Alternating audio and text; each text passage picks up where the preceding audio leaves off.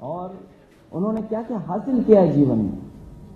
एक दो बच्चों ने जरूर बताया है, लेकिन लाखों लाख नौजवानों ने क्या हासिल किया होगा, ये हम वो सब जब जानेंगे तो कहेंगे कि उत्तर प्रदेश को समाजवादी लोगों ने कितना आगे बढ़ाने का काम किया।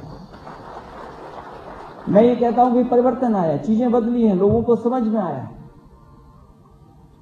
और कम से कम जो मोटी बात है वो ये है कि कम से कम समाजवादी लोगों ने लैपटॉप गांव-गांव बांट करके नौजवानों का और खासकर गांव में रहने वाले नौजवानों का कंप्यूटर का डर निकालने का काम किया। ये लोग डराते थे कि लैपटॉप से पता नहीं क्या हो जाएगा, लैपटॉप आखिरकार क्या चीज है। कम से कम उनके हाथ में आ गया है, वो डर निकल गया है। बहुत सारे अनुभव मैं शेयर कर सकता हूं आपके साथ। मैं कहता हूं बहुत कुछ नहीं सीखा होगा। एक गांव में गया, मैंने कहा कि कोई अगर लैपटॉप प्राप्त करने वाले कोई हो, छात्र हो, छात्रा हो, कम से कम मुझे मिलने का मौका मिलना चाहिए। मैं जब गया तो मैंने कहा कि क्या जानती हो इसमें, तो बहुत कुछ नहीं बता पाई। मैंने कहा अपने आप बताओ कि तुमने क्या किया इस लैपटॉप को जब से हमने दिया लैपटॉप। उसने कहा कि भैया हमने इतना किया है कि इसमें मैं गाने सुन लेती हूं और फोटो अपनी लगा लेती हूं, और पूरे गांव की मैं फोटो खींच सकती हूं। तो ऐसे न जाने कितने उदाहरण हैं। और यहां तो बच्चे वो हैं जिन्होंने इस्तेमाल कर करके कुछ न कुछ हासिल किया। जो छात्रा ने बोला, शायद आप समझ सकते होंगे इतनी कितनी छात्राएं होंगी जिन्होंने कितना कुछ हासिल कर लिया होगा इसके साथ साथ। जो बात थी कि लैपटॉप बिक रहे हैं बाजार में, समाजवादी लोगों के लैपटॉप बिक रहे हैं, उस समय मैंने उस साथी से कहा था कि मुझे एक भी दिलवा दो जो बाजार में बिक रहा। ये जानते ही नहीं बच्चों को, नौजवानों को कितना करोड़ों रुपया बर्बाद हो गया है। इनकी रैली ऐसी होती है, जब भी रैली होती है किसी न किसी की जान चली जाती है।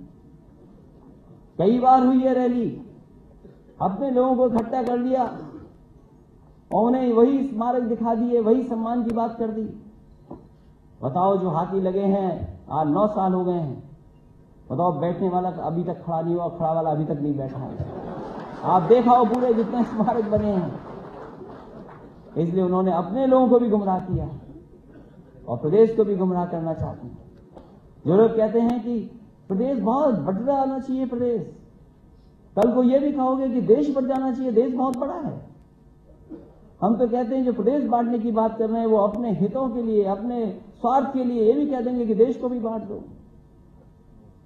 ऐसे साथियों, उत्तर प्रदेश के साथियों, खासकर नौजवान साथियों, मैं आपसे अपील करना चाहता हूं कि समाजवादी लोगों ने बहुत काम किया 4.5 साल, और अभी तो यही योजनाएं दिखाई दे रही हैं। अभी तो मेट्रो भी आनी है और मेट्रो का डब्बा और इंजन भी चलना है अभी पटरियों पर, और केवल लखनऊ में नहीं, गाजियाबाद और नोएडा में भी चलना, और कानपुर में हम लोगों ने शुरुआत कर दी है। और मैंने कई मौकों पर कहा है कि ये क्षेत्र तो होम मिनिस्टर का है, पार्लियामेंट क्षेत्र उनका है, यहां तो हमने शुरू कर दी है और हम बहुत जल्दी कोशिश करेंगे कि प्रधानमंत्री के क्षेत्र में भी हम समाजवादी लोग मेट्रो का भी शुरुआत करें। और अभी तो एक्सप्रेस वे आना है, और जिस समय एक्सप्रेस वे आप देखोगे हमारे विरोधी लोग, कम से कम आपकी आंख खुल जाएगी।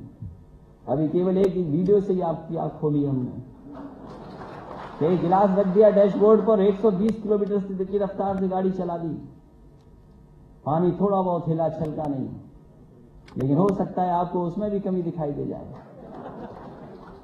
ये छलका क्यों नहीं? इसलिए साथियों, आपसे हम अपील करेंगे कम से कम आने वाले समय में आपको सोचना पड़ेगा, समझना पड़ेगा कि आखिरकार कैसी सरकार यहाँ पर। और हम लोगों ने बहुत नए काम किए, नवरात्रों में शुभ होता है इसलिए नए काम किए हैं, कोई वेल प्लान नहीं किया, अपने आप नवरात्र होते हैं, सब अच्छा काम करते हैं। जिस हॉल में हम लोग बैठे हैं, आपसे बातचीत कर रहे हैं, ये भी नवरात्र की देन है कि ये भी शुरुआत की हम लोगों। ऐसा कार्यालय, कम से कम मुख्यमंत्री कार्यालय तो हो दिखाने लायक, कम से कम लोग देखें कि हाँ जिसको चुन करके भेजा वो यहाँ बैठता है, और जो पसंद करें उसे यहाँ बैठाएं, और जिसको पसंद नहीं करें उसको यहाँ से निकाल दें। कम से कम ये बिल्डिंग के सामने से जो निकले वो ये कहे कि अगली बार इसको निकालना है, और जो बिल्डिंग को देख करके जाए वो कहेगा अगली बार इसी को बैठाना है यहाँ पर। इसलिए हम लोगों ने बहुत काम किया है और उत्तर प्रदेश को आगे ले जाना चाहते हैं, तरक्की और खुशहाली के रास्ते पर ले जाना चाहते हैं, और यही रास्ता है, मैं समझता हूँ विकास का, यही रास्ता है खुशहाली का। कोई वर्ग नहीं छोड़ा जिसके बीच में हमारी योजना न पहुंची है। लोग आरोप लगा देते हैं कि कुछ ही लोगों तक सीमित रह गई, हम पे जात का, धर्म का, सबका आरोप लग जाता है। आप बता दो लैपटॉप किसको मिला है? हर बच्चे को जो पढ़ना चाहता था उसको हम लोगों ने मौका दिया। इसलिए लैपटॉप पाने वालों को बधाई। हमने आपको इसलिए तकलीफ दी, कम से कम लोग और उत्तर प्रदेश के लोग जाने और देश के लोग जाने कि समाजवादी पार्टी ने लैपटॉप देकर के उनके भविष्य को सुंदर और अच्छा बनाने का काम किया है। और ये योजनाएं रुकने वाली नहीं है, इसी तरह चलेंगी। एक कदम और आगे जा रहे हैं हम लोग, इसीलिए स्मार्टफोन की आज शुरुआत की है। तो नए जमाने में, नए दौर में नई तरीके से हम लोग आ रहे हैं।